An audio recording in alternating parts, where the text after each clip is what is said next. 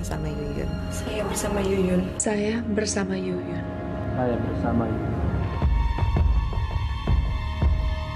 Kita kekerasan dan penindasan terhadap anak-anak baik dalam bentuk kekerasan seksual saat ini semakin marak. Pada tahun 2015 sebenarnya dari data kekerasan seksual menunjukkan tren penurunan dibandingkan tahun 2014. Tapi Komisi Perlindungan Anak Indonesia mencatat anak bukan hanya korban kekerasan, melainkan juga pelaku kekerasan pula. Mari kita simak data berikut ini. Kita lihat data kekerasan seksual terhadap anak pada tahun 2015. Pada semester 1 itu ada 105 kasus. Kemudian pada semester kedua turun ke 88 kasus. Ini data dari KPAI ya, Mas Niam. Kemudian kekerasan fisik terhadap anak di tahun 2015, pada semester 1 terjadi 100 kasus, semester 2 82 kasus. Bagaimana kemudian anak sebagai pelaku kekerasan? Di tahun 2014 ada 67 kasus pelaku kekerasan anak-anak. Kemudian di tahun 2015 ada 79 kasus kekerasan yang pelakunya adalah anak-anak. Kita masih punya data tentang anak sebagai pelaku tawuran. Di tahun 2014 ada 46 kasus, kemudian di tahun 2015 ada 103 kasus. Mas Niam, tahun 2014 ke 2015 memang ada penurunan, tetapi 2016 kabarnya naik. Sampai catur bulan pertama ini naik ya. Kita rilis 2 kali, jadi sampai triwulan dan kemudian catur bulan dibandingkan dengan periode yang sama di 2015 ini sekarang naik. Triwulan pertama 2016 bandingkan triwulan pertama 2015 ya. Itu trennya naik. Ada beberapa variabel. Kalau kemudian kita baca antara 2014 dengan 2015, 2014 itu ada momentum yang saya sebutkan tadi, kemudian ada komitmen kuat GN Aksa, dan itu ditindaklanjuti di provinsi, kabupaten, kota secara serius mensosialisasi pencegahan, kemudian juga penanganan di level aparat penegak hukum. Maka kemudian buahnya di 2015 trennya menurun begitu. Tetapi sungguh pun secara kumulatif menurun, ada yang menaik, yaitu anak menjadi pelaku tadi itu ya. Nah, analisis kita yang pertama komitmen membangun kesadaran masyarakat dengan pelibatan masif ini berhasil, tetapi di sisi yang lain memberikan kesadaran kepada anak, di samping ada hak-hak dasar, dia juga punya tanggung jawab.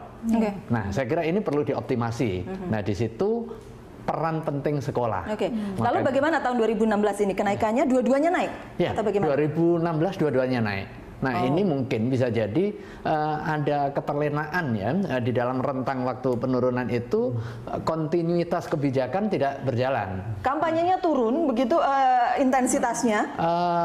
Kalau kita lihat faktanya di lapangan, iya. Mbak Desti? Ya, kalau kita bilang kampanye, kebetulan anak saya masih SD sama SMP, hampir di sekolah tidak ada informasi tentang kekerasan terhadap anak, kekerasan seksual misalnya. Mereka tidak pernah mendapatkan sesi khusus misalnya untuk baik mencegah sebagai korban maupun mencegah sebagai pelaku, karena anak-anak bisa dua-duanya dalam konteks ini. Jadi saya pikir ini memang PR besar beberapa kementerian lembaga ya, karena misalnya pendidikan, kalau urusannya pendidikan pasti itu di Kementerian Pendidikan Nasional. Jadi menurut saya memang ada bagian yang hilang. Kalau tadi Mbak Anu sudah bicara tentang pencegahan, Mbak. Pencegahan. Jadi pencegahan tidak cukup hanya sosialisasi ke orang tua atau sosialisasi ke masyarakat umum, tapi juga kepada anak-anak. Apalagi sekarang ancaman yang terbesar adalah cybercrime. Anak-anak menjadi pelaku hanya karena sering nonton atau Facebook, main game yang dengan kekerasan gitu ya. Anak-anak termasuk literasi media yang lemah bagi anak-anak. Media nggak sadar itu sebagai bentuk kekerasan. Jadi dia di seperti apa? Kita tahulah keterbatasan anak-anak dengan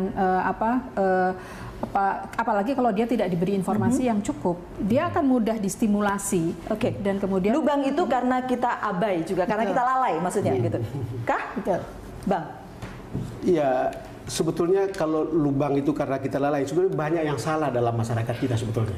Oke. Banyak, ada yang bilang ada sesuatu yang salah, tapi sebetulnya ada banyak yang salah dalam masyarakat kita sebenarnya. Dalam tertib hukum kita banyak yang salah, dalam tertib sosial kita banyak yang salah, dalam tertib media kita juga banyak yang salah. Problem kita kan ada di sekitar sini semua, dan itu tidak bisa dikatakan hanya karena ini. Jadi itu tali temalinya begitu banyak, complicated. Lalu kemudian yang muncul ke permukaan adalah yang kemudian kita lihat. Ini kan bukan sesuatu yang tiba-tiba begitu saja. Kalau kita lihat rangkaian itu begitu luas. Tapi saya kira juga semua pemerintah, entah mau departemen apa saja, juga sudah mungkin mengerti yang ini gitu. Tetapi action untuk kemudian membuat itu menjadi aksi yang lebih konkret di lapangan, itu yang mungkin tidak ada gitu. Kita selalu berbicara seperti bicara di depan banyak orang, mau crowded, kita harus tertib, anak-anak harus dididik begini, tapi tidak ada human sample yang bisa kemudian memperlihatkan contoh bagaimana membuat itu lebih baik. Jangan-jangan dianggap begitu sudah bicara sudah selesai. Ngomong selesai gitu. Padahal bukan begitu persoalannya. Tidak selesai dengan bicara, harus ada aksi, ada tindakan. Iya. Mbak Maria. Iya, saya kira begitu. Jadi sebenarnya ya kalau ini terjadi itu sebenarnya kita semuanya harusnya merasa sakit dan merasa gagal. Harusnya kita merasa seperti itu. Dan karena saya memang saya lama bekerja di media, saya kira ini juga perlu ya, karena media ini kan kalau kita lihat sekarang media cetak itu berapa sih outreach-nya, dia berapa sih bisa dibaca sama berapa orang. Televisi yang menurut saya mengerikan karena itu kan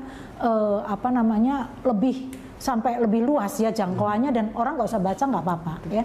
Dan yang kedua yang mengerikan juga ini sebenarnya teknologi itu selalu the double itu ya seperti pisau bermata dua, begitu kah?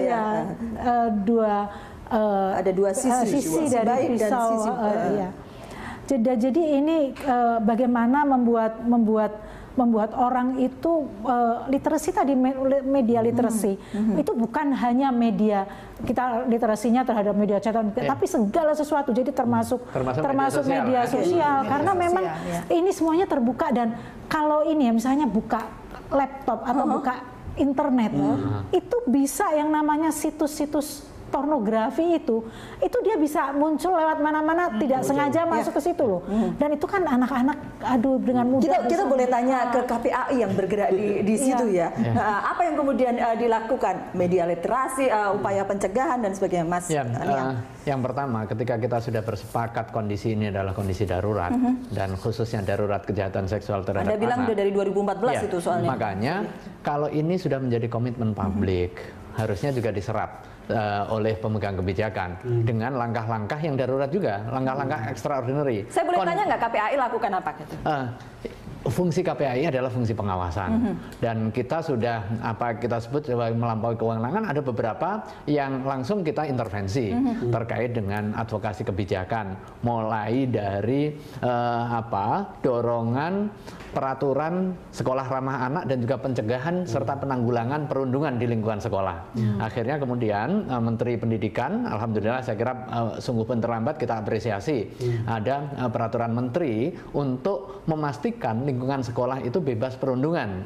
Kemudian kita sampaikan ini nggak cukup di level kementerian, karena faktanya lembaga pendidikan, lembaga pengasuhan itu juga menjadi tempat subur untuk terjadinya perundungan itu, termasuk pesantren, termasuk pasraman, termasuk pengasuhan, panti asuhan dan lain sebagainya. Kita minta ditarik ke tingkat presiden. Saya sepakat dengan Pak Don Bosco tadi, bagaimana strong leadership seorang presiden sekarang. Dan alhamdulillah waktu itu juga presiden bilang oke, jadikan perpres. Bagaimana kemudian strong leadership jadikan perpres? Sampai sekarang belum ada sesuatu yang kita lihat. Betul. Jadi saya pikir sekali lagi bahwa kita kadang-kadang menghadapi situasi ini, apalagi isu kekerasan seksual ini sangat dekat dengan selalu dihadap-hadapkan dengan isu moral, gitu ya. Jadi kemudian larangannya jangan berpakaian ini, jangan berpakaian itu, jangan bertempat gelap sendiri, tempat sepi sendiri.